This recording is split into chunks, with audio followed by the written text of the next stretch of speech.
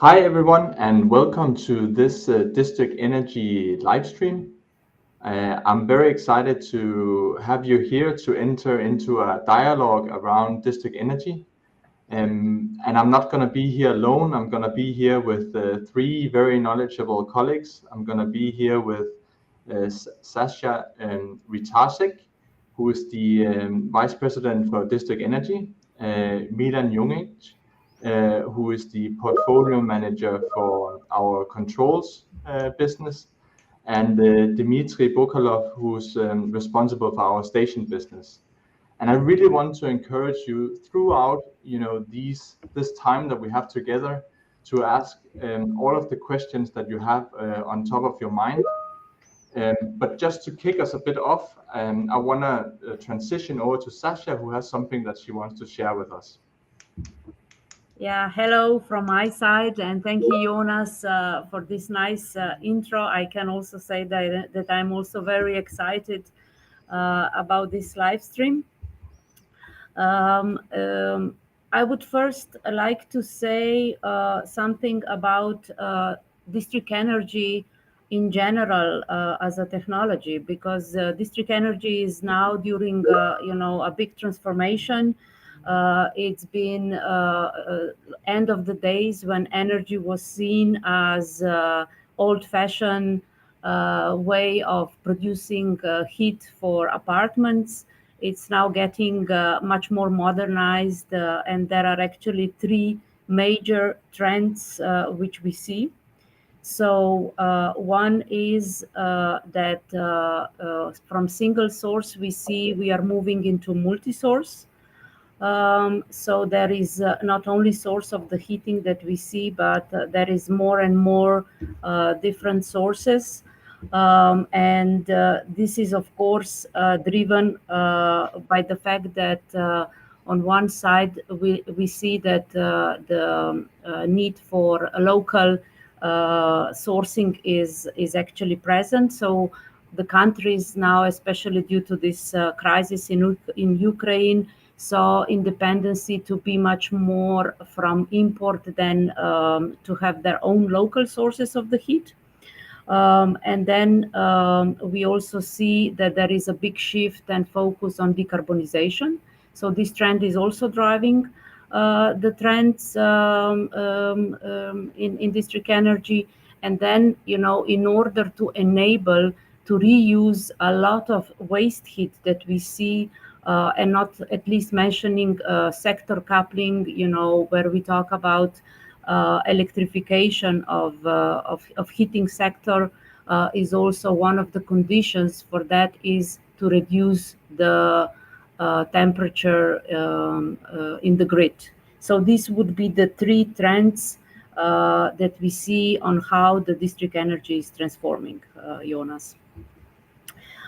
So if I move then to the what would be actually the market trends, much more recent, of the recent nature, we see in Europe, not only in Europe, also in China, there is a changing legislation, which is of course in favor of district energy adaptation, and of course is supporting decarbonization. Why this changing legislation is actually so much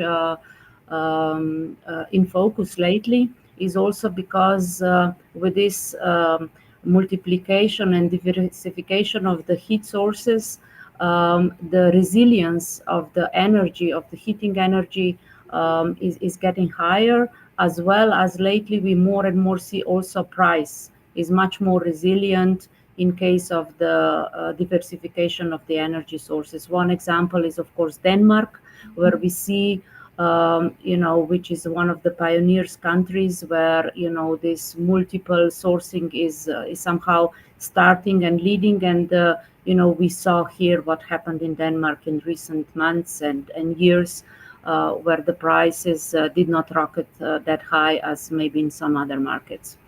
Of course, what governments are also seeing is that enforcement of the heat planning needs to be also somehow driven from the central point of view, from the government side, because if you really like to long-term secure heat efficiency, we need to have the proper planning on the city level.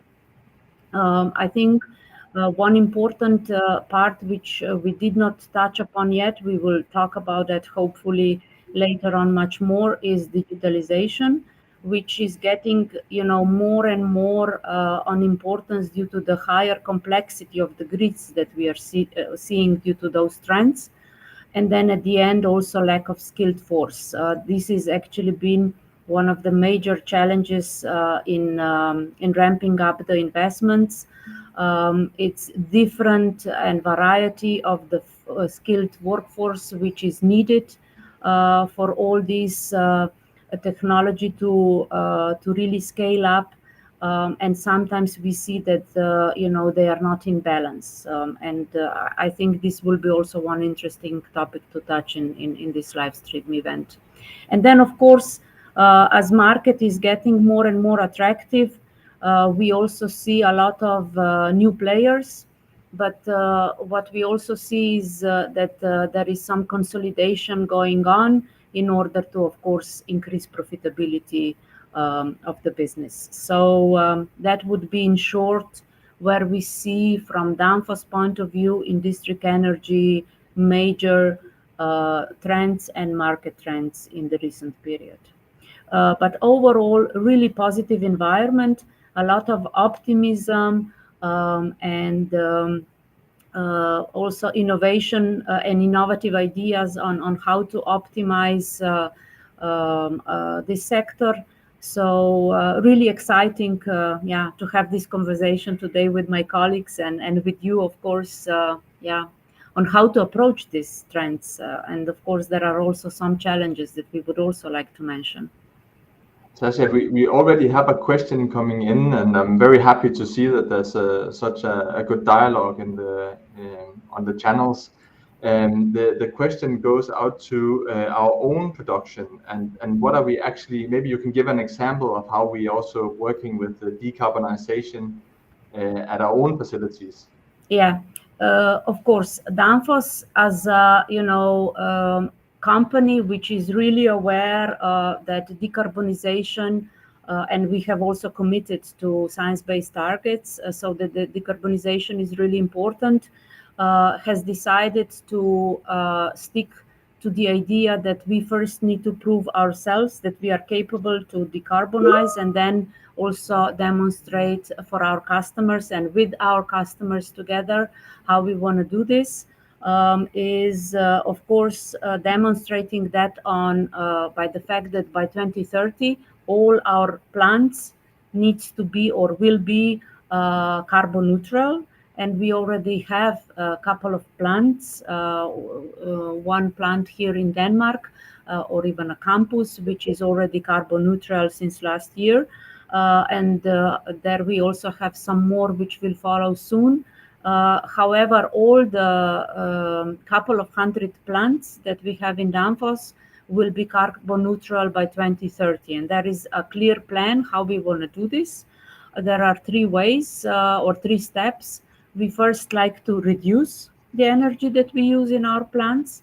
Then we want to reduce the energy. So in principle, reuse the excess heat or excess energy that we have in our plants.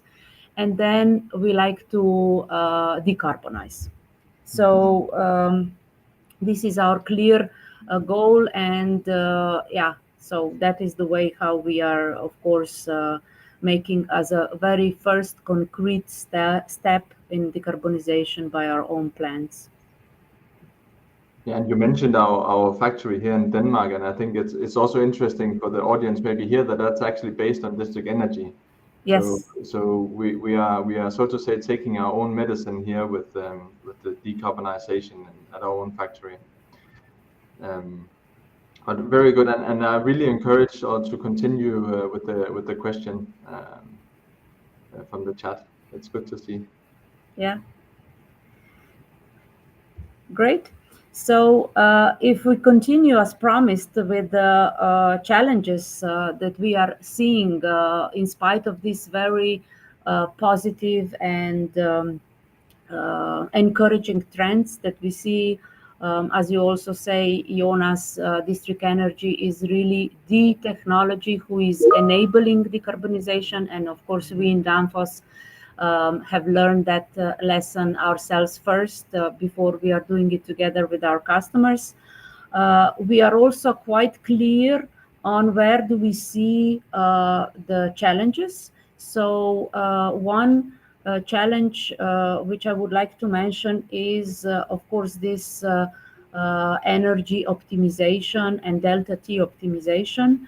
So, like mentioned, first step would be, of course, to reduce the amount of energy which is needed for the heating. And of course, delta T optimization is one of the levers how to achieve that. On the other side, we see a brother also of this delta P optimization, peak energy demand. So how we can peak shave the energy that is needed, in the early mornings, in the afternoons when we come, when we all go to bed to shower. So I think this is also, that utilities is due to this demand having increased OPEX and CAPEX, and how we can actually reduce that. And many often days this OPEX and CAPEX is actually covered with fossil fuels. So it is especially important, that we try to, of course, optimize costs, but also, as we said, decarbonize our heating infrastructure. As we mentioned, that networks are getting more complex, is getting really more and more important that we find ways how to optimally design future networks. There is more and more houses and buildings connected to the networks that usually maybe in the past has had gas boilers or some other source of heat, and would like now to connect to these networks. There are different sources, so it's both on the demand and on the supply side. Complexity is increasing, and even we, of course, would like to decouple this demand from use. And that's why this optimal network design and also planning of the heat source distribution is very important. On the other side of this line, we see, we will talk also later a lot about the digitalization, SCADA systems, which are old-fashioned, and maybe some of them updated, not even in the cloud with the old technologies. So this is the fourth, so to say, challenge. And I want to stop there for a second, because we actually have a question on digitalization, and it's one Arisa that is asking, what are the what would you highlight as the main benefits of digitalization in district energy systems? And maybe Sasha, you can start, but then I would also like to hear from Milan then secondly. So as I said, end-to-end optimization is really important, and why? Because systems are getting so complex that simply by manual optimizing of these and individual segments of the network would simply be inefficient and not even possible. And maybe, Milan, you can say a few words more, as being in this area for a long time. So, well, I hope I'm allowed to give a bit longer answer, because actually it's the part that I also prepared to present. So actually, through my slide, it's something that I think I will answer. What are the main benefits of the digitalization? I think the foundation, Sasha, that you laid with the trends are really the right ones, and one of those trends is of course the digitalization part, but in reality digitalization is kind of as an overarching topics, so you also mentioned heat planning, diversification, lack of skilled workforce, and these are all actually challenges where digitalization can support us to basically cope with them much more efficiently. So maybe, Jonas, if you would switch to my slide on the Linkit network, or on the Linkit software suite? That one, exactly. Thanks. So I think it's clear that district energy plays one of the key roles in decarbonizing heating cooling segment. But for it to fulfill this destiny, we basically, as already Sasha mentioned, we need to unlock them so that we can more easily include renewables and waste heat sources. But first of all, the precondition is, and here, Jonas, I will ask you for a click. I have a few animations inside. Yeah, 2 clicks too much, but that doesn't matter. It's okay. But first of all, the precondition is that we have all the data connected. So in our case, with Linkit Monitor, which you can see here on the center on the slide as part of our Linkit software suite, we basically connect data from demand, distribution, energy production, and also speaking about sector coupling and wider energy system from those systems, and also from, for instance, third-party systems like weather prognosis. Based on this data, then we can start extract information and also utilize advanced technologies like, for instance, machine learning that can support us in more efficient operation. Then we move to Linkit production. If we remember 50, 20 years ago, district energy was a relatively simple system with 1 or 2 heat sources and operators basically running them on experience, But as Sasha mentioned, the complexity is increasing with adding often unflexible, rigid renewables, waste heat sources, also including large heat pumps. Today we can already find district energy systems utilizing 5 or more smaller sources in the network. But from the operating point of view, this is much more complex to operate, and utilizing information from digital solutions like Linkit production, in this case, supported again by advanced machine learning technologies, we can really benefit in improving the utilization of these environmentally much more acceptable energy sources. Also, for instance, by efficiently utilizing heat storages, with that, district energy has also a great potential in sector coupling. For instance, we can take surplus green electricity, we can efficiently convert it to warm water, store it even on longer periods, and then use it for heating basically when it's needed. Then we move to Linkit network, and one of the preconditions, again, to improve the inclusion of these renewables and waste heat sources is actually to lower the network temperatures. Overall system at the end will benefit from lower heat losses with lower supply temperatures. But energy production will also benefit from improved efficiency. Waste heat, for instance, mostly comes with large heat pumps. Lower temperatures will help us get improved COPs. With Linkit network, again, technology supported by machine learning, we learn on historical load profiles of the demand, on the weather conditions, and we are able to actually calculate the most optimum balance between the temperature and the flow in the distribution network at any time and day. With that, we effectively lower the average temperatures in the network, but we still ensure quality of supply. And Linkit building, as Leslie mentioned, but in reality, demand, what should always come first, right? We all know that basically the cleanest energy is the energy that we don't use, right? And lowering the demand is key to sustainable future. Of course, energy renovations of building stock, they play a key role here, but a lot and much faster can be also done by utilizing digital solutions like our Linkit building technology, and advanced components like Danfoss Titan that also my colleague later will present.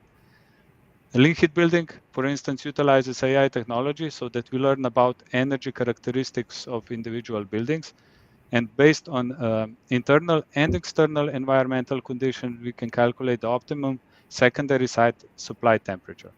It has great impact on improving comfort and also efficiency, lowering, basically optimizing the demand and efficiency. It also helps in providing the load flexibility. Again, one of the keys in trying to improve the inclusion of renewables and waste heat. so that we can introduce this load flexibility actually more to the production and distribution side. And lean heat building basically learns how to utilize buildings as heat storages and shifts the load to mitigate, for instance, morning energy peaks. And with that, I will actually conclude. I started with saying that we need to unlock district energy, right? I will conclude with that digitalization is basically the key that we use to unlock it. Thank you, Milan, and I think that's a very accurate answer also to the question. That we really see this as a key enabler in the district energy world. Moving forward, and you touched upon something that was also asked about in the chat, and that was a question regarding the issues regarding tax laws on waste heat in district energy. That's basically not incentivizing the building managers or owners to recover the waste heat.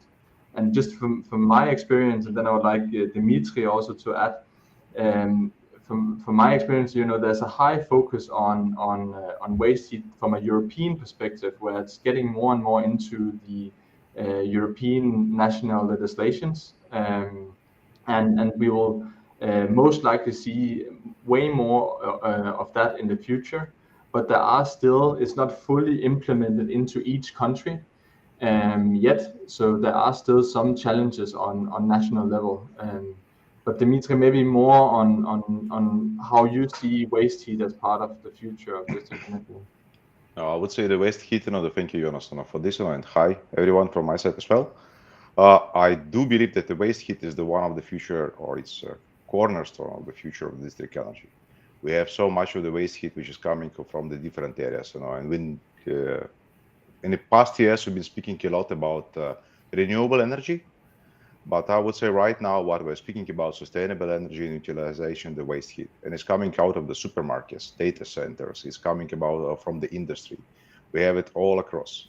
And we, for now, more or less warming the air, which is based on the current summer, don't need to be warmed any longer because it was already too hot, at least in the Europe here. But we see the great examples already of the countries which is the integrating the waste heat on the country or governmental level. For instance, if you're looking on Denmark, where we have the wide utilization of the waste energy, waste heat from the supermarkets into the district heating networks. So the supermarkets are not only the consumer of the energy as it was in the past, but producer of that as well. And they are supplying this energy to the district heating networks. So in fact, they became prosumer, this new terminology which probably all need to learn in the coming years.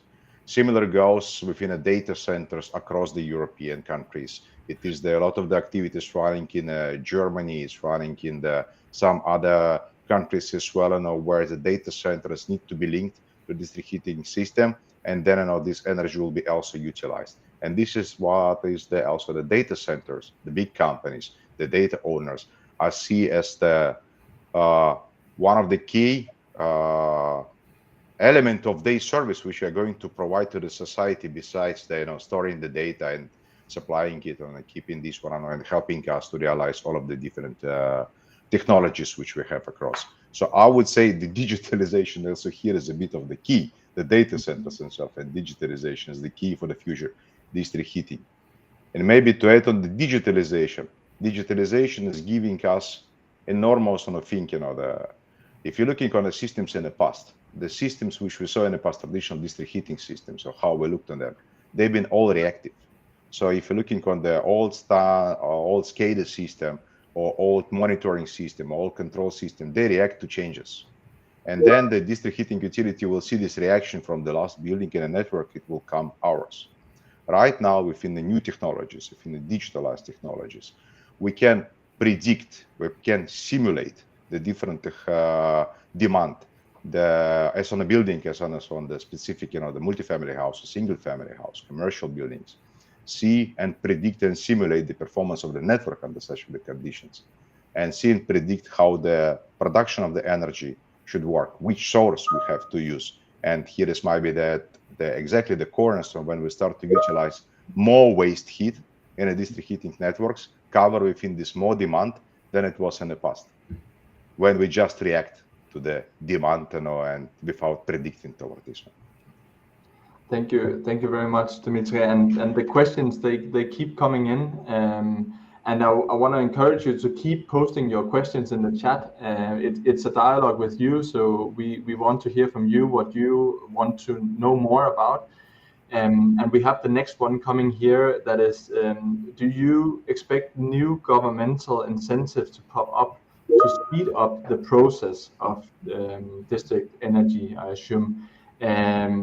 As an example, here is mentioned blue certifications, and just on a very high level, we see very good initiatives in Germany, in Denmark, especially in conversion away from gas, as Sasha also mentioned in the beginning. And we see this more and more laid out in different areas of Europe mostly. But Sasha, maybe you want also to add a bit on how you see these new incentives and what impact that they have. Yeah. Of course, these new governmental incentives are actually happening as we speak, and we foresee that they will, of course, need to come. In more countries, we see now the leading markets in this area are Germany, Denmark, but we all know, for example, that also Austria is quite ahead with this, but we see also other countries moving in this direction. So there will be more and more of these incentives coming from at least European Union countries.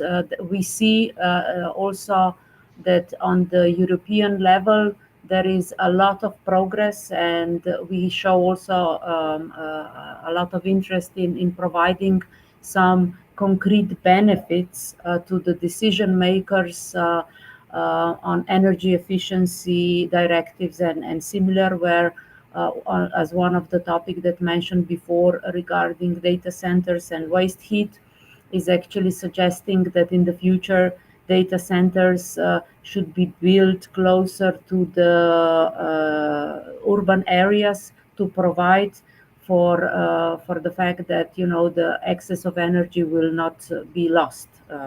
So I think that countries are maybe also a bit smaller ones waiting for the bigger ones to make more clear decisions, and then they will follow.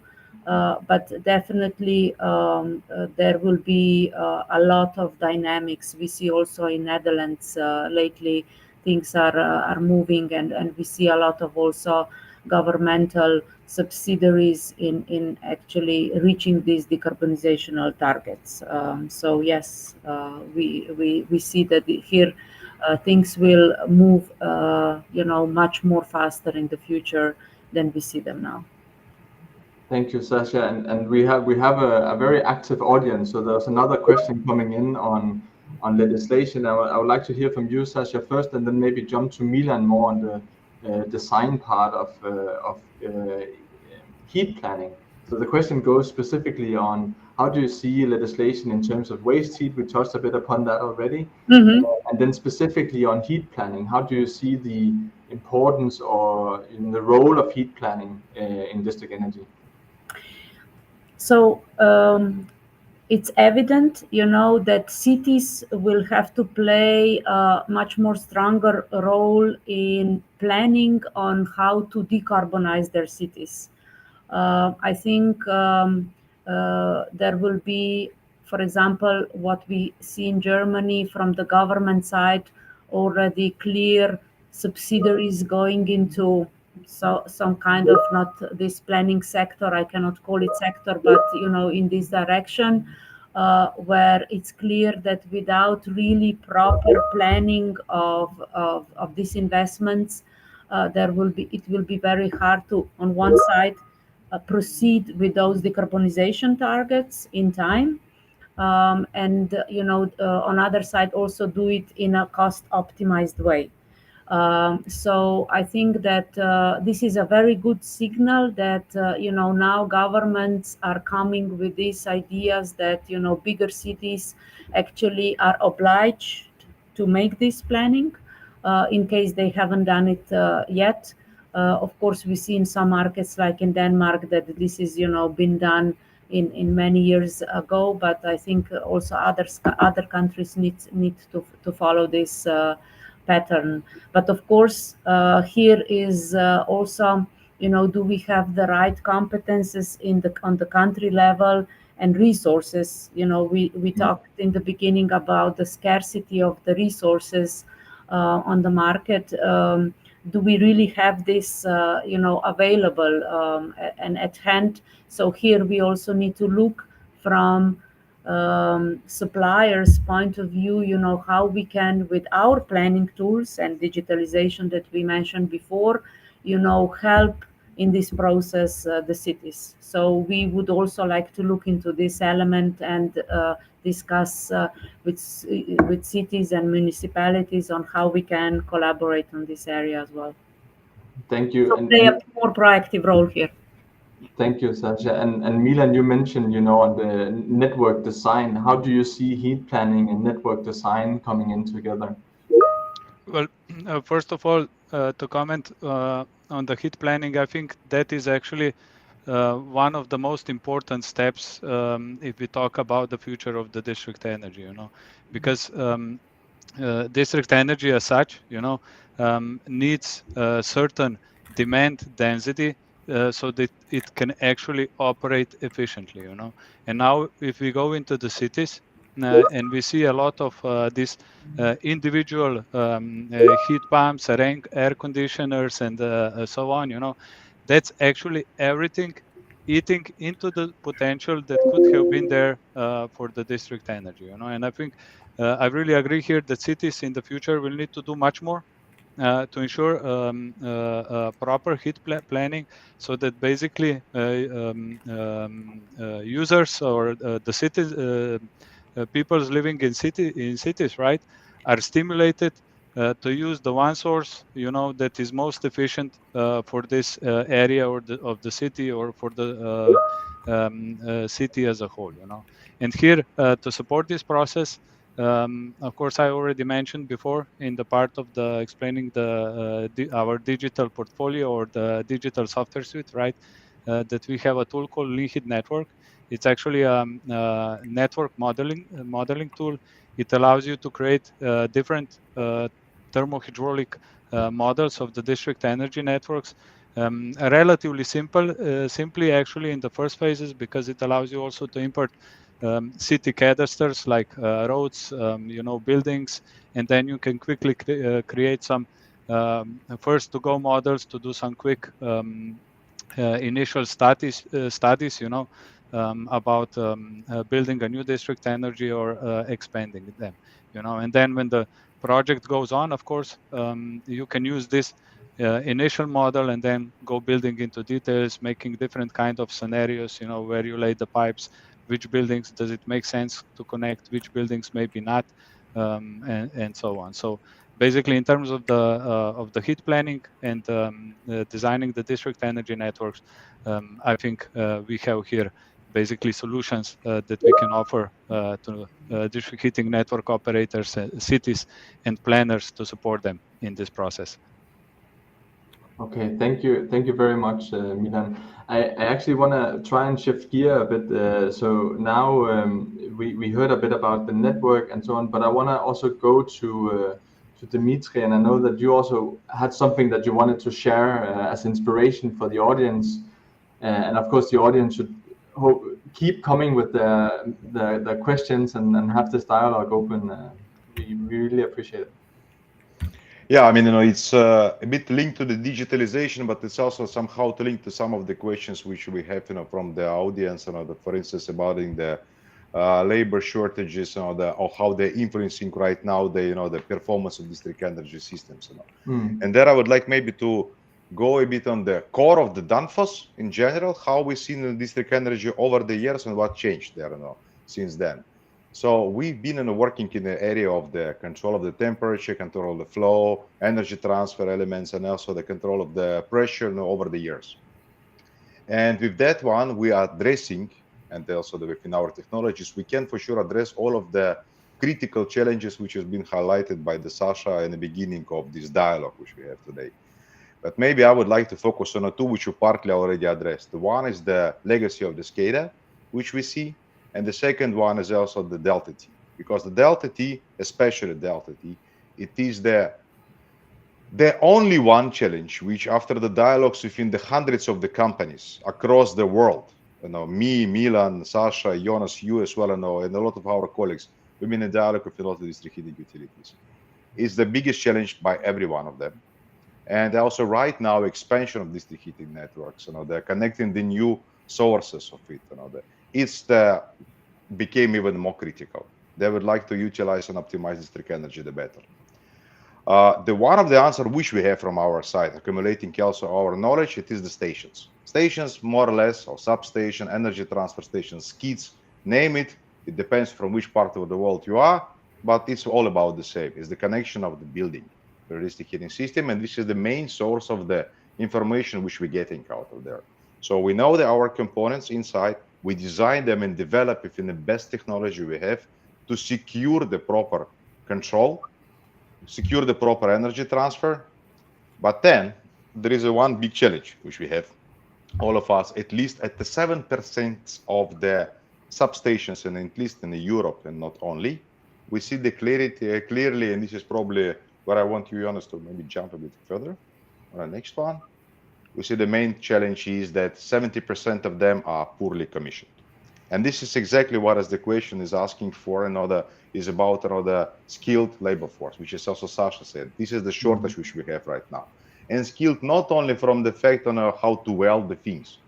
We are for sure don't have that we don't have a lot of welders in the world as well right now.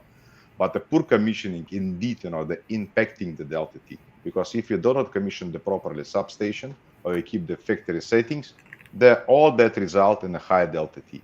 And no matter how fantastic digital system you have, or on top, or in the network, or in the production, you will not improve it, just because you didn't properly commission the station. That's overflow, and that's if you make some clicks, Jonas, to be really appreciated, because there are the other animation. Sorry for the animation, but somehow we're all addicted to this from time to time. But if you don't do it, is the poor Delta T, and you cannot improve the performance of the network. The challenge with that for sure is the manual one for the time being. Even if you know how to connect it, you can do it through the SCADA system, but it's again manual. You just do it remotely. And then in as time complex, it usually goes from the trial and error approach.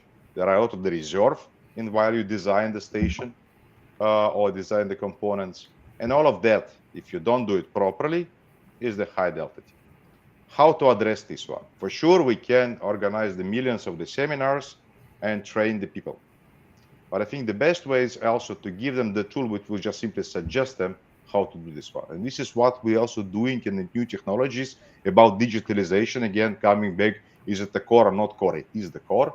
We're actually doing the utilizing the new technologies like a digital twin. We know all of the components inside our stations, at least this is what we know. We know how to best and optimize connect them. So Jonas, if you can jump further on a bit. And we named this system Titan. So Titan is in fact is the system which is based on a digital twin of all of the components we have. We can make a simulation, a few clicks more, please. We can make a simulation of that substation. We can simulate its performance on the different conditions and suggest the settings through the cloud system which we already have to the specific substation. So it will be not only the settings which need to be in this building, but it's also be the optimal. Moreover, what we do, we specifically in develop the functionality of the continuous optimization. So we're continuously analyzing what's happening around the building, what's happening around from the network, analyze and implement the continuous optimization of the performance of the specific substation. So by that, we are securing as the performance of the substation, as the performance of the network, as the performance of the source, enabling utilization as much as possible this low potential energy, and also securing still absolutely by 100% the comfort of the inhabitants in the buildings. So I would try to say we for sure will train the people, but at the same time we rather give them the tool which will give them ability not only train but also this as I named it some years ago, like the big green button in the energy optimization system. You press this one, decarbonize and optimize the performance, and the system do this one. Thank you very much, Dmitry. And to answer, the question, and sorry I didn't manage to read that out loud, but Natalie Ivanova, she was asking whether labor shortage is becoming more critical and how to see the development in skilled district energy labor force. And I think you really answered it here with the big green button. I think that's a good way of thinking about it, that on the one side there's the skilled labor force, but on the other side is, of course, as Milan and Sasha also mentioned, what we can do from a more digital point of view. And I can see that there are still people coming into the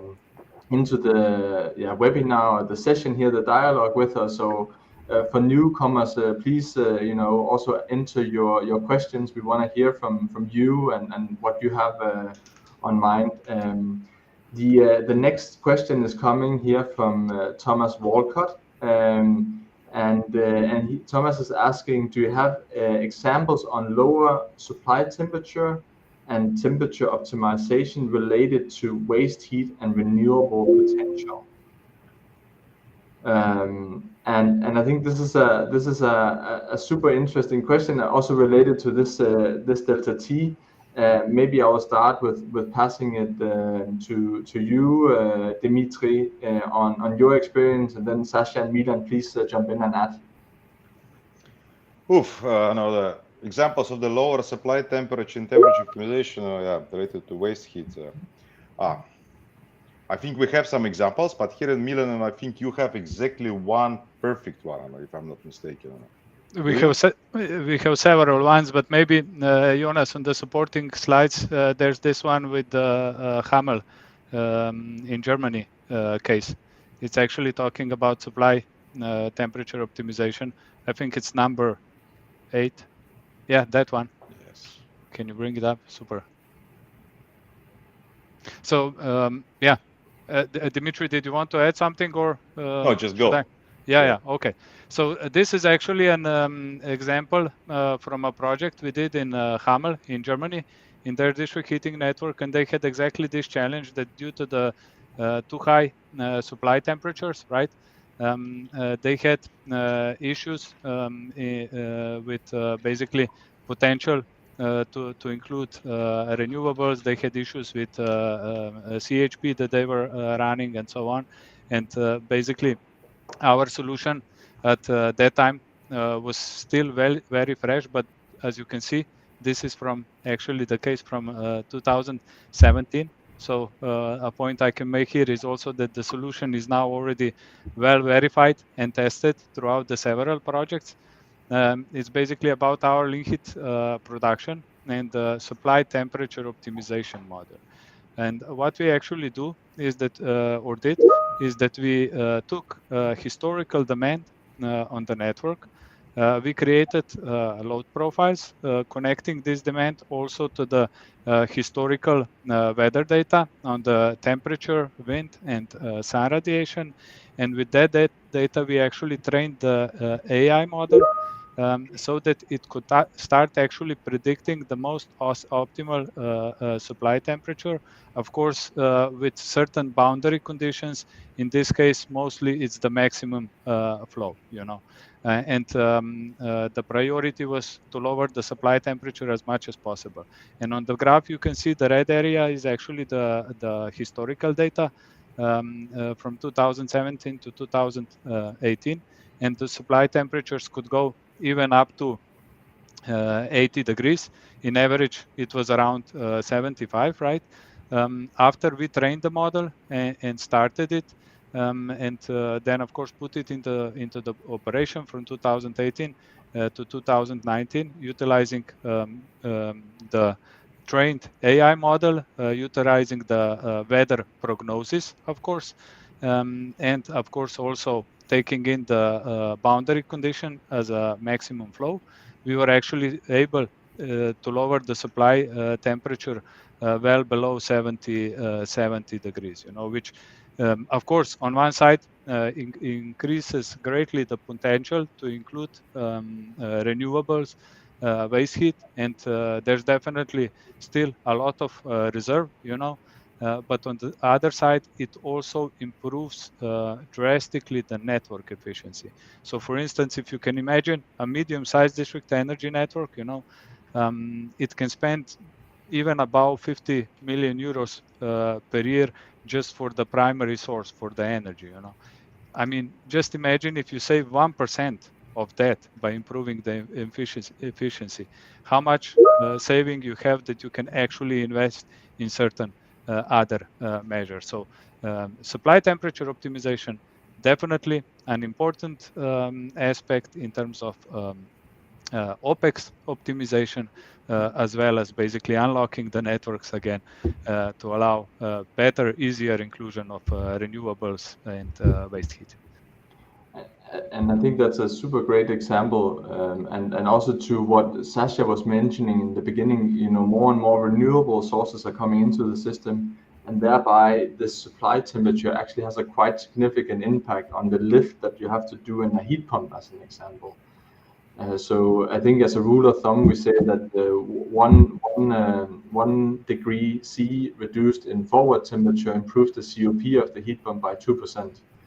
So I think this is really, essential when we move ahead also in a more renewable-based district energy network system.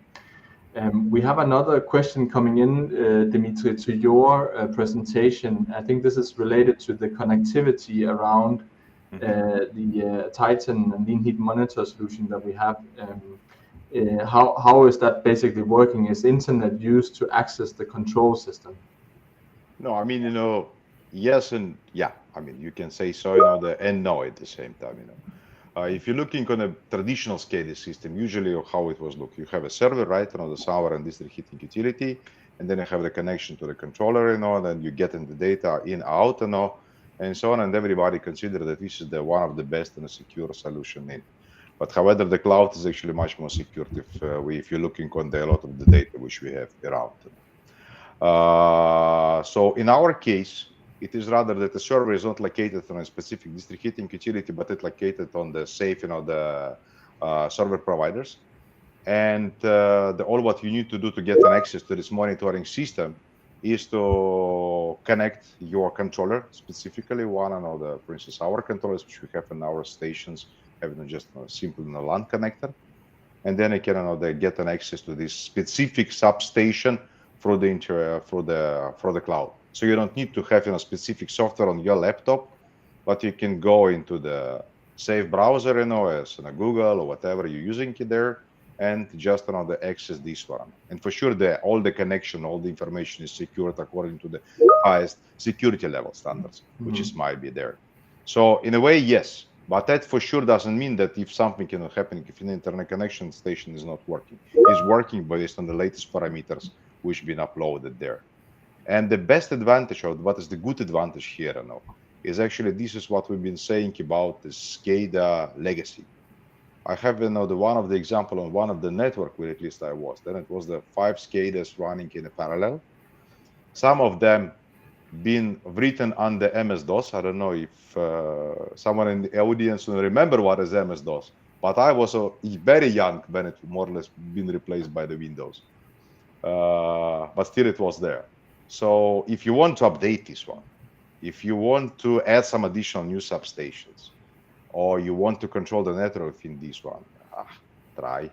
I'm not entirely sure if it's still possible to make an adjustment in the system. So for sure, in this particular case, web-based SCADA, where you're more or less getting the entire support from the producer of the SCADA, you're continuously getting all the debugging and updating all of the interface and AI, inside of this one. It's the best one. And Milan, you can add whenever you want. Yeah, just I think you explained it quite well, Dmitry. Just wanted actually to add one point with these legacy SCADA systems. It's what we see in the market. It's not just that these systems are old. What we see often as a challenge is that they are also many times proprietary. So you come to a certain utility, and you would like to work with them on a project, and they have the data, but they simply cannot export them, or give them to you in some export, because it's stored somewhere in some legacy database, maybe encrypted. At the end of the day, they would maybe need to buy certain additional license from the SCADA provider just to be able to export this data. They can only show them on the screen, and that's also with this older SCADA systems quite a challenge. So I think the message here is not just about the hosted solutions, cloud solutions like our Linkit Monitor, but it's also that we work really with open systems, standard protocols, and standard databases, so that this basically end users own the data. And of course, just to re-emphasize here what Dmitry said with data security, I mean, in our case, basically, data is encrypted basically when it leaves the controller, and it's encrypted also when it's stored into the database. So the security is at the highest level. We get a lot of response here, and Stefan in the chat is also saying, Dmitry, on your comment on MS-DOS, that there's someone else that also feels a bit old now. So you're not alone there. I also remember MS-DOS. Okay, we have a couple then. Sorry, Jonas, you missed such a great technology. Yeah. We have another question related, and I will maybe split it in two, and maybe Sasha, first of you, to comment on communication in general, in terms of how you see communication, different protocols of communication. And then we have a concrete question here. My plant is located in a place without any internet. Instead of building a web infrastructure, is it possible to run the system under LoRa? So maybe Sasha, in general. Yeah, I would just actually, continue and build upon what Dmitry and Milan already, explained quite well. In terms of cloud versus where do we store data and where do we operate different devices. And I think that our strategy in this sense is that basic functions and control are still embedded as part of the field device, because this is actually the algorithms who needs to be secured, and we always have to assure fast response and also reliable operation. So I think that it will always be, so what we have to secure is that we operate on the field devices the basic control functions, which have to be in place, because we all agree that district heating and energy is important infrastructure that needs to be safe and secure. And then these we need to then secure that these devices are connected to the cloud, so that they have internet connectivity, and that at certain intervals this data is sent to the cloud, and then it's also possible to receive the data and receive commands from the cloud. So this is basic of what also Dmitry wanted to explain in this Titan case project, so that we can, our strategy in this sense is, if, for example, we need to change the parameters from winter to summer regime, then, operators don't need to go physically, but can do that from the computer. Then regarding particular communication interfaces, I'm not really a specialist in this, so here maybe Dmitry or Jonas or Milan, if you can chip in. But yeah, I think that would be maybe in general the question or the answer to my to the question on where we store data. So critical data should stay within the field devices, and then we make sure that those field devices are IoT ready, and then we do the advanced optimization in the cloud. Yeah, maybe I can also comment about LoRa more specifically. And to be honest, it's a question I get asked a lot, and it's one of the hardest questions because there's in reality no really clear answer, But in essence, LoRa was built for a low bandwidth row,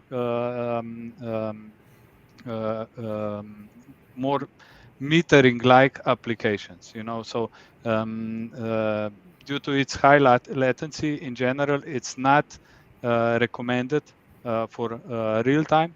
Although, I constantly also get opposed that with some examples from the market where they tell me that it actually works. But I think also in the comments there was a good answer for or proposal for this one. In this case, and I would actually agree here, I would prefer to go with some higher bandwidth row solution like Starlink, for instance, or something alternative. But again, it depends on the application. If it's only for metering purposes, LoRa is super good. If you need real time, where you collect a lot of data and you push them to the cloud to optimize the operation of district energy network, then something with a wider bandwidth row would be much more preferable. You would definitely have issues with LoRa or similar communications. So I would say, Milan put it all well, and if it's from security reasons, whatever the reasons you have, you cannot do this one, then and it's not possible, let's see, but I would say in this particular case, still, it's possible to define the proper PI parameters. If it's the stations, at least, which is built by us, create this digital twin and at least, getting the settings, in a way. Because the digital twin is taking all of the components which we have inside, and based on certain conditions can evaluate how we should perform, but then it's most probably still the adjustments. But the best one is find out the secured way, to get it connected and then see the performance immediately, and improvement of it. All right, thank you very much, Dmitry, Milan, and Sasha. We have another question here from Stefan Lafay, who's asking, how do you see the development in the heat pump market versus the district energy market? And thank you for the question, Stefan. And again, I really encourage that you just keep the dialogue going, both in the chat, but also sending questions to us. In general, we touched a bit upon it in terms of the heat planning. I think here it's also the socio-economical evaluation of what makes most sense from whether it's individual heating technology or if it's district energy technology. But what we also see is that there are more and more heat pumps also being large ones being integrated into the district energy network, which is definitely something that will happen. So at least from my perspective, and then maybe colleagues Sasha and so can add, from my perspective, I don't see it, one or the other, but I think it's sort of a combination of technologies that will help solve, the challenges that we are in front, and also decarbonize district energy. If I can, take it up, Jonas, I think you can, also, you have a lot of experiences in this, coupling of electrical and district energy heating sector. So I think that heat pumps, especially the bigger ones, as you mentioned, together with district heating, will play an important role for the bigger cities, especially when we are talking about, central or the centralized creation of the heat. And then we also can say that actually district heating will also, as we see in the future, not be proper technology for all the houses and all the buildings. So there will be, especially in the rural areas, of course, not possible to have district heating, or not economically viable implemented. And there we see, a huge potential also for the heat pumps in order to decarbonize. However, in bigger cities, we see more need for combination of heat pumps with district energy, because we also see with more and more renewables coming in, that it's also important to have, as we spoke in the beginning, more sources of the heat. And of course, with the heat pumps, we can also utilize, for example, the energy of the waste or of the renewables in the time zones of the low price, for example. So heat pumps can be really, a price resilient factor for district energy, and is important factor in this. So is actually important player in this district energy, fifth generation, as we call it, and modernization. Yeah, I think it's going hand in hand with district energy, the heat pumps.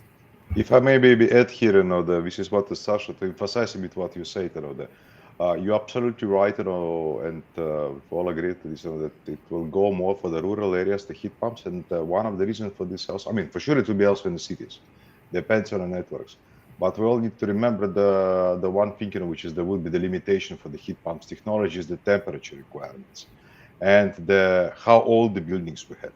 So implementation of the heat pump for sure might be one of the greatest idea to have in the cities as well.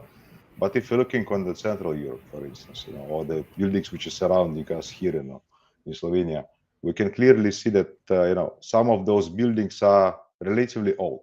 So the insulation which they have there, it's old as well. So if we want to keep it on the proper level, we would need to have. Is it only Dmitry? No, it's. Do you hear me? I can hear you, Dmitry. Jonas? Sasha? Jonas? I can hear you. Yeah, can you hear me, Dmitry? Yeah, I do. Yeah, just keep going. Yeah, so then what I want to say, is the only one thing, that all buildings which we have in the cities require high temperature. It's still a relatively old heating system inside, right? So we cannot just simply jump from the traditional heating, to the heat pumps. Or we need to do this one within the micro boosters, specifically.